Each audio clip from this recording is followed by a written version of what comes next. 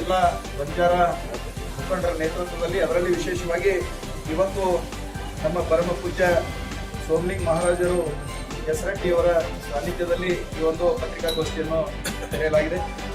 ನಮ್ಮ ಹಿರಿಯರು, ಸಮಾಜದ ಮುಖಂಡರಾಗಿರುವಂಥ ಸನ್ಮಾನ್ಯ ಶ್ರೀ ರಾಜ್ಪಾಲ್ ಚೌಹಾಣ್ ಅವರು, ಹಾಗೆ ಮುಖಂಡರಾಗಿರುವಂಥ ಬಿಜೆಪಿಯ ಮುಖಂಡರಾಗಿರುವಂಥ ಸನ್ಮಾನ್ಯ ಶ್ರೀ ಮಹೇಂದ್ರ ಕುಮಾರ್ ನಾಯ್ಕ ಅವರು, ಹಾಗೆ ನಮ್ಮ ಸಮಾಜದ ಮುಖಂಡರಾಗಿರುವಂಥ ಸನ್ಮಾನ್ಯ ಶ್ರೀ ಬಿ ಪಿ ಲಮಾಣಿ ಅವರು, ಹಾಗೆ ಶ್ರೀಮತಿ ಶಾರದಾ ಲಮಾಣಿ ಅವರು, ಹಾಗೆ ನಮ್ಮ ಬಂಜಾರ ಕ್ರಾಂತಿಗಳ ಅಧ್ಯಕ್ಷರಾಗಿರುವಂಥ ಶಂಕರ್ ಚೌಹಾಣ್ ಅವರು, ಹಾಗೆ ಈಗ ಕಾರ್ಪೊರೇಟರ್ ಆಗಿರುವಂಥ ಆತ್ಮೀಯರಾಗಿರುವಂಥ ರಾಜು ಜಾಧವ್ ಅವರು ಕೂಡ ಇಲ್ಲಿ ಆಗಮಿಸಿದರೆ, ಅವರೆಲ್ಲರ ನೇತೃತ್ವದಲ್ಲಿ ಈ ಒಂದು ಪತ್ರಿಕಾಗೋಷ್ಠಿಯನ್ನು ಹಮ್ಮಿಕೊಂಡಿದ್ದೇವೆ.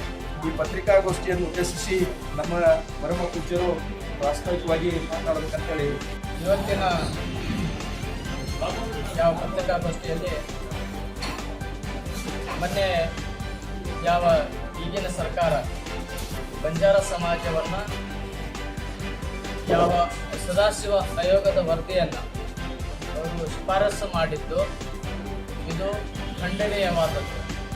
ಯಾಕಂದ್ರೆ ಹೋದ ಸಲ ಇದೇ BJP ಸರ್ಕಾರ ಹೋದ ವರ್ಷ ಒಂದು ವಿಧಾನಸಭೆಯ ಚುನಾವಣೆ ಪೂರ್ವದಲ್ಲಿ ಅವರು ಘೋಷಣೆಯನ್ನು ಮಾಡಿ ಈ ಸಮಾಜದ ಹಿತಾಸಕ್ತಿಯನ್ನು ಅವರು ಬಹಳ ಖಂಡನೀಯವಾಗಿ ನಮಗೆ ಇದು ಮಾಡಿದ್ದಾರೆ.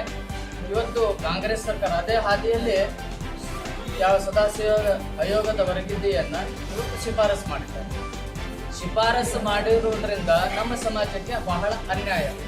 ಯಾವ ಅವೈಜ್ಞಾನಿಕವಾಗಿರುವಂಥ ಸದಾಶಿವದ ಆಯೋಗದ ವರದಿಯನ್ನು ನಾವು ತಿರಸ್ಕಾರ ಮಾಡಬೇಕು, ಅದನ್ನು ರದ್ದುಪಡಿಸಬೇಕಂತ ಬಹಳ ಹೋರಾಟ ಮಾಡಿದ್ವಿ. ಇವತ್ತಲ್ಲ ಸುಮಾರು 7-8 ವರ್ಷಗಳಿಂದ ಇದರ ಚಾಲ್ತಿಯಲ್ಲಿದೆ. ಈ ಸಮಾಜ ಸಾವಧಾನವಾಗಿ ಸಮಾಧಾನ ಇರುವಂಥ ಸಮಾಜ, ಶಾಂತಿಪೂರಿತವಾಗಿರುವಂಥ ಸಮಾಜ. ಈ ಸಮಾಜದ ಮೇಲೆ ದಾಳಿಗಳು ನಡೀತಾ ಇದೆ. ದಾಳಿಗಳಂದರೆ ಇವರು ಇನ್ನೂ ಶೈಕ್ಷಣಿಕವಾಗಿ ಮುಂದೆ ಬರಲಾರ್ದಂಥ ಸಮಾಜ.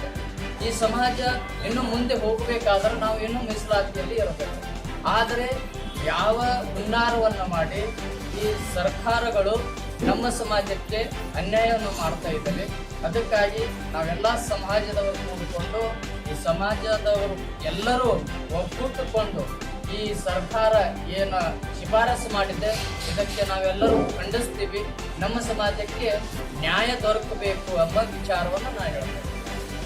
ಒಳ ಮೀಸಲಾತಿ ಜನಸಂಖ್ಯೆ ಆಧಾರದ ಮೇಲೆ ಮಾಡಿದಾರಲ್ಲ, ಅದಕ್ಕೆ ನಮ್ಮ ಒಪ್ಪಿಗೆ ಇದೆ. ಏನು ಒಳ ಮೀಸಲಾತಿ ಮಾಡಿದ್ರೆ ಅದಕ್ಕೆ ಈ ಮತ್ತೆ ನಮ್ಮ 4 ಊರಿನಿಂದ ಮತ್ತೆ ನಮಗೆ ಒಂದು ಕ್ಲಿಯರ್ ಮಾಡಬೇಕು. ಮನೆ ಸಿದ್ದರಾಮಯ್ಯ ಅವರೇ ಹೇಳಬೇಕು, ನಾನು ಈ ಜಾತಿಗಳನ್ನ ನಾನು ಎಸ್ಸಿ ಪಟ್ಟಿಯಿಂದ ಬಿಡು ಪ್ರಶ್ನೆ ಇಲ್ಲ. ಒಂದು ಎರಡನೇದು, ಹಿಂದೆ ಮಾಡಿದಂತ 4% ಕಡಿಮೆ ಕೊಡಾಗಿಲ್ಲ. ಇವ್ರಿಗೆ ಇದಕ್ಕಿಂತ ಹೆಚ್ಚು ಕೊಡ್ತೀನಿ ಅಥವಾ ಇದನ್ನೇ ಕಂಟಿನ್ಯೂ ಮಾಡ್ತೀನಿ ಅಂತ ಹೇಳಿದ್ರು ಸಾಕು, ನಮ್ಗೇನು ತೊಂದರೆ ಇಲ್ಲ.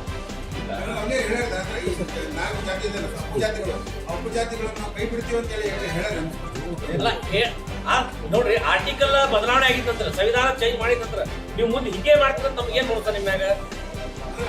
ಸಂವಿಧಾನ ಅಲ್ಲ ತೆಗಿತೀವಿ ಅಂತ ಹೇಳಿಲ್ಲ, ಅದೇ ಹೇಳ್ತಾ ಇದೀವಿ. ಅಡ್ಡಗೋಡಿ ಮೇಲೆ ಯಾಕೆ ಡಿಪೈಟ್ ಅಂತ ಹೇಳ್ತಾ ಇದ್ವಿ. ಅದ್ರ ಸಂಬಂಧ ಸ್ಪಷ್ಟೀಕರಣ ಇಲ್ಲ.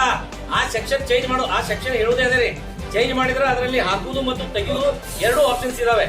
ಅವಾಗ ಇವ್ರು ಏನು ನಮ್ಮ ಮುಂದೆ ಏನ್ ಮಾಡ್ತಾರೆ ಅಂತ ಹೇಳ್ಬೇಕಲ್ಲ. ಈಗ ತಗದಂದ್ರೆ ಏನ್ ಮಾಡಕ್ಕಾಗ್ತದೆ ನೋಡಿ. ರಾಷ್ಟ್ರೀಯ ಮಟ್ಟದಲ್ಲಿ ನಮ್ಮ ಸಮಾಜದ ನಾಯಕರು ಯಾರು ಇಲ್ಲ. ಅಲ್ಲ ರಾಷ್ಟ್ರೀಯ ನಾಯಕರಿ ಈ ದಿಲ್ಲಿ ಒಳಗೆ ಇಲ್ಲಿಂದ ಕಳಿಸ್ಬಿಟ್ರು. ಪ್ರಕಾಶ್ ರಾಠೋಡ್ ಅವರೇ ಕಳಿಸಿದ್ದಾರೆ. ಕಾನೂನಾತ್ಮಕವಾಗಿ ಅಲ್ಲಿ ಯಾರು ಇರ್ಲಿ ಬಿಡ್ಲಿ, ಕಾನೂನು ನೋಡಿ ಯಾರು ಇಲ್ಲ. ಚೇಂಜ್ ಆದ್ರೆ